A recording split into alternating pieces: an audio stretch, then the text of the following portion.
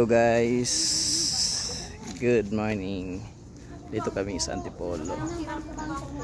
Nag-harvest kami ng mangga na naman kasi nga maraming naglilihi ng mangga. Ayan o, kahoy. Ayan o. Umayos lang nga kayo ng ano pa. Doon sa bato, nasyan. Makapunutin kayo sa lapag. Yun yung mga hindi ko na itanim na mangga. Ayan.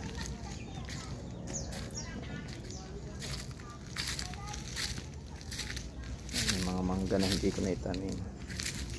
Tapos nung kasagsagan ng init, yun, namatay din yung ibang mga saging at saka niyog. Yun, may nabuhay pa rin niyog. Ayan.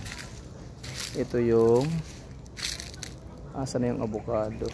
Ay, itong avocado na nabuhay. Tapos yun yung saging at saka yung niyog.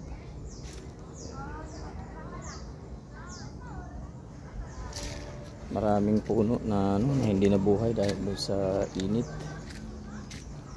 Meron ditong butas, dating butas. So ito yung saging, medyo wala na yung pinaka niya. Ngayon lang sila tumubo dahil umulan na.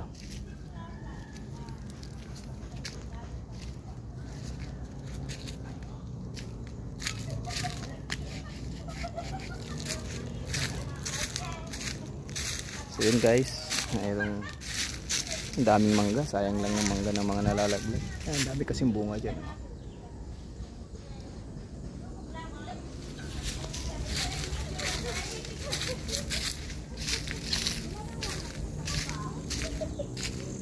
Dito dati yung guayabas, kaso nung pinakita ng mga bata, ayun, bigla siyang nabuwal, kaya namatay.